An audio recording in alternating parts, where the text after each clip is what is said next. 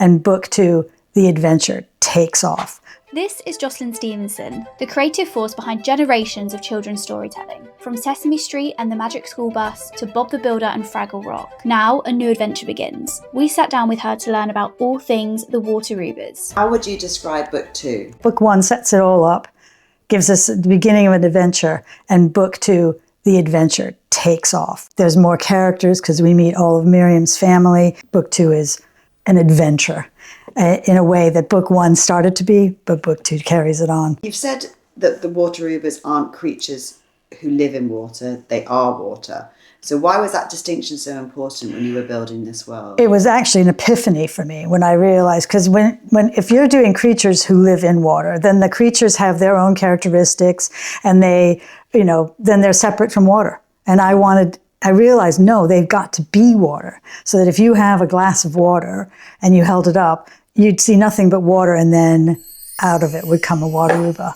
And that means that they behave like water. There's no reason to think they wouldn't, which was really important to me to sort of characterize how water behaves. And then, of course, Miriam being able to turn into water adds to all that. And it gives you something to care about. You care about the... Oh, you really, yes. It gives you an emotional connection to water. Yeah. That's the big thing I wanted to do. But it also, making them creatures who live in water, to me that would give a whole other layer that I didn't need. Most interesting thing about them being water is water goes where it goes. It has no agency. So they couldn't... And when I was first writing book 1, I realized the Waterubas can't just decide, they want to do something. No, they don't want to do anything. They're going to do what's happening. They literally go with the flow. Yeah. And as a writer, that was really interesting because then all of the agency, characters that want to do something, they're all the humans. And so, the Waterubas are dependent on the choices the humans Well, the Waterubas, there's that. That's actually a really interesting insight, which I hadn't thought of until you said that just now, but though in book 2, Grammy does have a bit of a rant about how water, you can't control water. Humans try to, but ultimately it doesn't work. Why is wonder more effective than instruction when it comes to children in the environment? Don't you find that for yourself? When you really are in awe of something or wondering about something, rather than just being told this is how it works.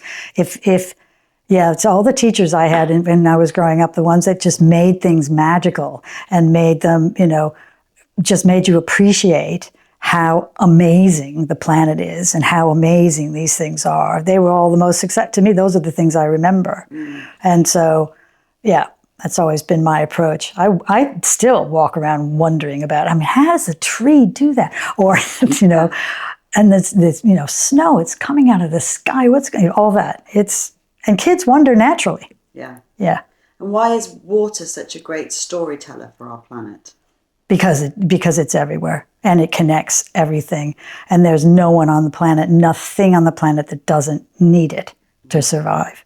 So it is the planet. Can you tell us about the lessons and understanding that children will come away with? From the very beginning, I wanted to figure out how you can make kids love water. So it's that what you were saying about wonder. It's wanting them to have a sense of awe about it, so that because when these kids who are old enough are reading the book now, 9 to 12-year-olds. When they're grown-ups, they're going to have to deal with whatever's going on with water. And as we're seeing now, it's getting more and more difficult. And isn't it better if they deal with it with awe and respect and love, maybe even, rather than fear and greed?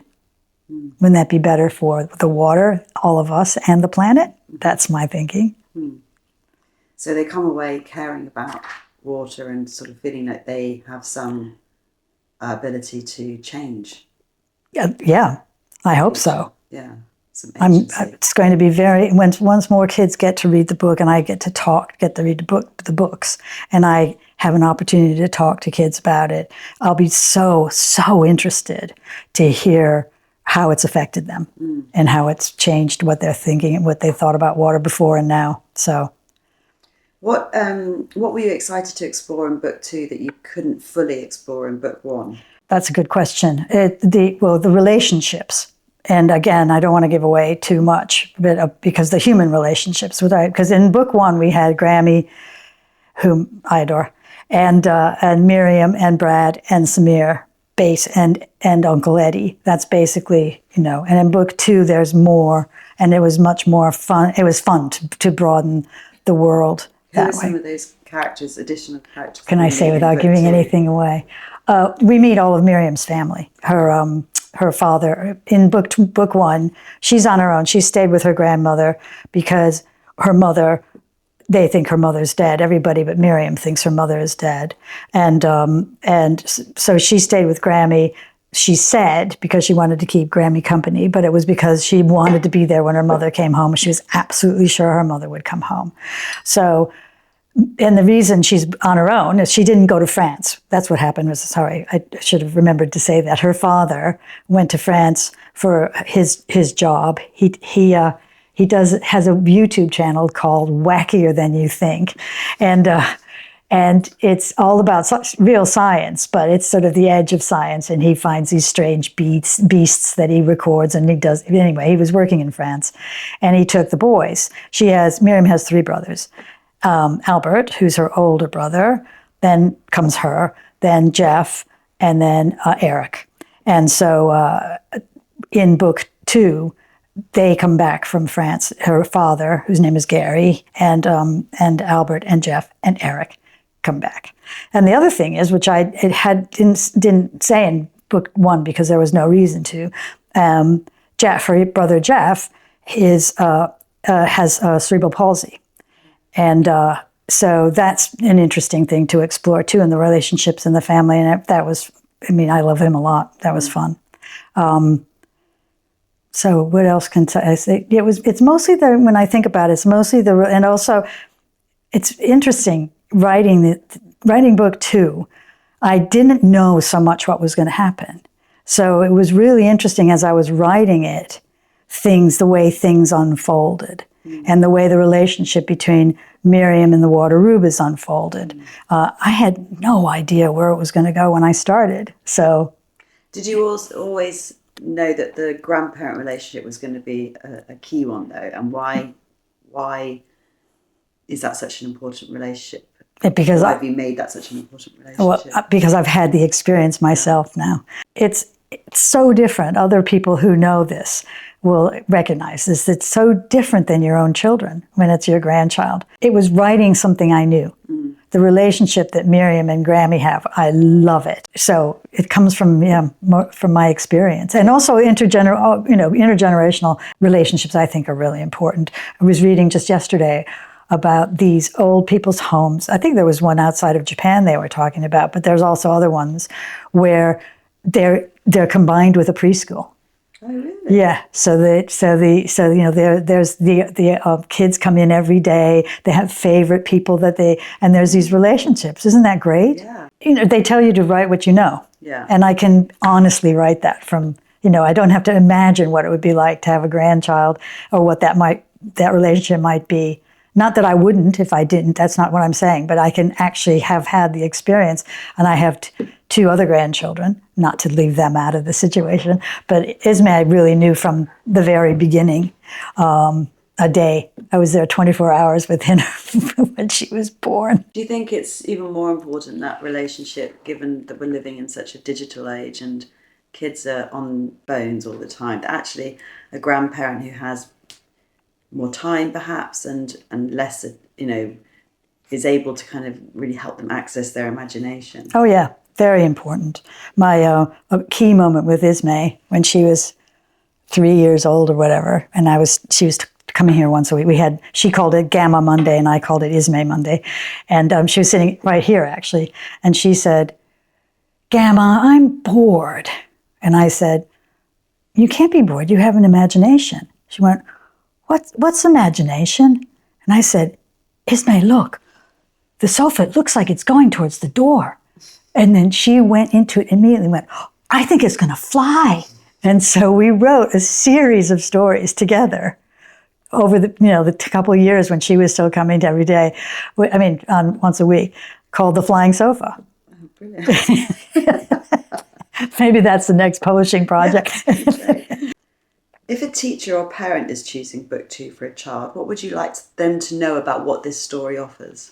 Well, I mean, the science, even though it's a fantastical story and it's got, a big adventure and all this kind of thing, it's based on science.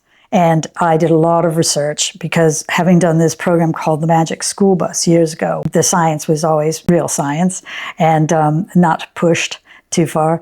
And the experience of turning a science topic into entertainment I really loved it. I loved doing the Magic School Bus. And so I just was able to bring that experience. And I started just doing research. I researched water. Huge subject, obviously. No idea where this would go. And took courses online, read a billion books. They're all sitting in my office. And yes, when I told you I like to read nonfiction, I was reading all water books and interviewing people that had written them, getting in touch with scientists, going to lectures, and then one day, and taking notes, obviously, of all sorts of notes on all this. And then one day, I went to the Royal Geographical Society here in London, and to yet another lecture, but this was on freshwater, I think, or something. And I not only did I know everything they were talking about, which hadn't really happened up until then, I knew basically who all the members of the panel were. I didn't know them personally, but I knew who they were and their work. And I thought, that's it. Okay, I'm ready now to construct my world and my characters in my story world. But it comes out of the science rather than, I've got a really good idea from some characters and I'll lay science on top. Yeah. Important difference. Yeah. How does imagination help children feel safer when the world might feel confusing or overwhelming? Because it's theirs, I think. It's a place they can go. If you can retreat into stories, style I chose for the books where Miriam talks to you, right? So she's talking directly to the reader in italics, right? So you can, and then there's a narrator who's telling the story, but Miriam comments on it. It's that feeling that a kid can feel, they're part of the story. And it's, I just feel like, and I hope that stimulates their imaginations too, that idea. I mean, it was an adult reader who'd read the book who came up to me and told me that one of the things she liked about book 1 was that Miriam wasn't just superhero, whatever. She was scared, and we knew when she was scared, and she knew when she was scared, and she was open about that. But she kept going, and she kept doing what she had to do. And this woman was thanking me for. I hadn't even thought of that. It was really nice because. She said, "Look, I'm not a kid." I said, "Are you sure?" And aren't we all? And but she said that she just appreciated that it wasn't just somebody who had supernatural powers and this would solved all their problems, right? She still was still a little girl with fear and You spent your life creating stories for children. What key skills does children's media across books, film, and television teach our kids? Or should be teaching on, should I say? Yeah, that's a good question. Stories well told. It's really I get frustrated when there's popular kids programming that it doesn't have story structure, and I think they can learn story structure. They can learn how to tell good stories if they're well told to them. Right. This is slightly a personal thing I have because it just drives me insane when you could just tell the story so much better. So by story structure, you mean beginning, middle, and end? And also, whose story is it, and what do they want, and what's the risk, and then ultimately, what do they learn through this journey of the story? That interests me, and I try for my stories to do that. But also to expand the world. I can obviously, children's media can expand a kid's world. What you would hope it would also show them other points of view.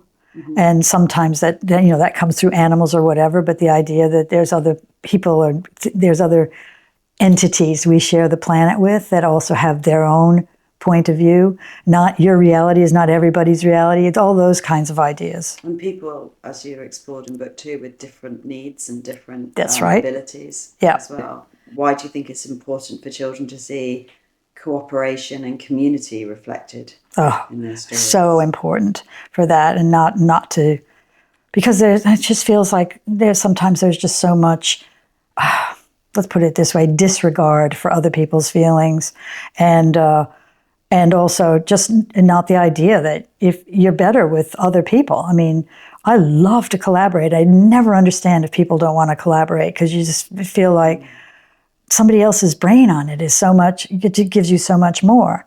And cooperate, we tend to have those themes for very young kids in the programming for very young kids, but it really needs to and it's actually a big theme in book 2.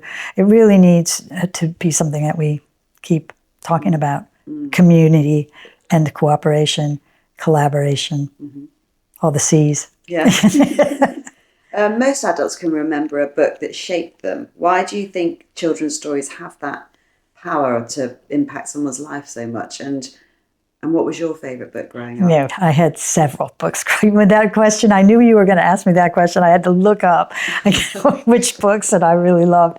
I also not only books, but TV shows can shape them too, which is quite interesting. Which is where I've always been in that relationship between kids and characters that they love, that they know on from television. Why do I think? Just because it appeals to their imaginations. They feel a relationship with that character, and it's that relationship, that emotional relationship, I think is really important. My own books. Okay, Tom's Midnight Garden. I loved that book. Me too. Did That's you? one of the ones that I was thinking of. Yeah, I loved that book. Loved Charlotte's Web. Yeah. Loved Stuart Little. My dad used to read Winnie the Pooh to me, even when I was too old to have Winnie the Pooh, because he loved it so much. Yeah. So that's those nice memories too. That's the other thing. Parents reading children or reading books together. Or grandparents. Grandparents. Oh yeah. I read to my kids from when they could barely open their eyes. They were so little, and Good Night Moon, God bless Good Night Moon, and then they've read to their kids. Yeah. It's sort of you can kind of make readers, can't you? I think. Yeah.